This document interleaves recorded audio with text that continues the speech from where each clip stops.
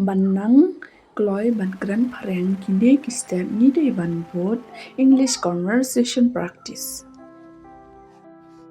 I'm not like what you think. Kasi ngam long kumba pi berkat. I don't do anything wrong. Kasi nga klem le ya kano kaba bakra.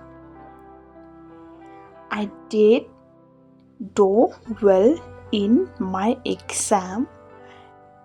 Kasi nga klem le ha ya ka exam jonga. I will try to convince them. Kasi ngan persyang ban penbor yiki. You don't need to convince others. Kasi phim dan kam ban penbor yiki we. Expect good things. Kasi kmi inti ya ka kababaha. Don't expect me to believe you. Kasi what kmi linti yanga ba ngan ngen yepi.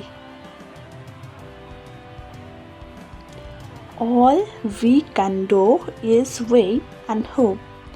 Kasi baro kabangi la panle kalong ban ap bat kermen.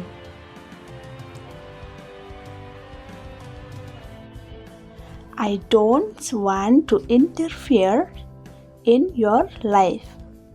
Kasi ngam kwa ban tukular haka jing im jong pi. I don't have much to say. Kasi ngam don chibon ban ong. Just stay happy wherever you are. Kasi tolong ki bakmen ha bapi don hang no. I don't have any information about that. Kasi ngam don kano ka jing tim chapang jong pi.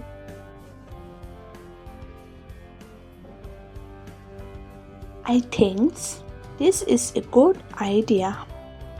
Kasi nga tharai kane ka jing mot kalong kababha. This will help me a lot. Kasi kane kan yarap shipun yanga. We will think about it.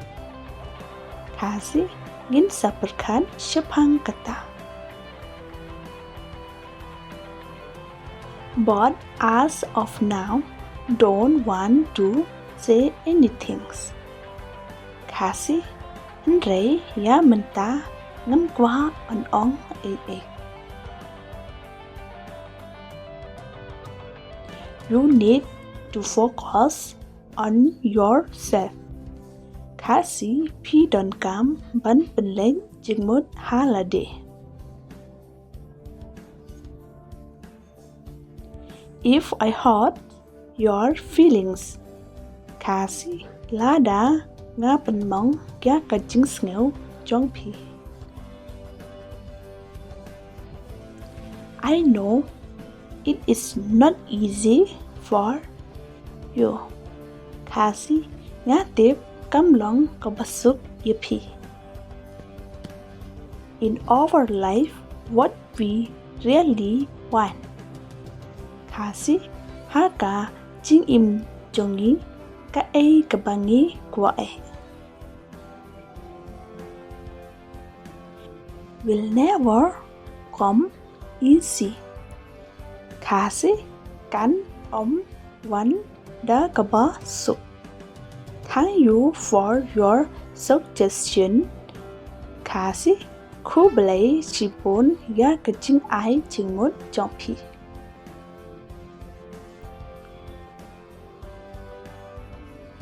Thank you for your time. Kasi Khoble shibun ya kapor jong phi.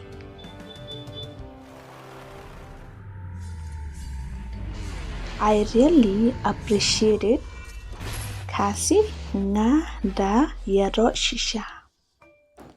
Even though I'm no things. Kasi what là da ngắm lòng ai. I love to be with you. Kasi nga e ban don bat pi. Thank you. Des yang bah pat kenik video haduk bagut. Lada pio ching mentor nakani kan videos yang bah please like, share and subscribe kanika channel. Ya kuple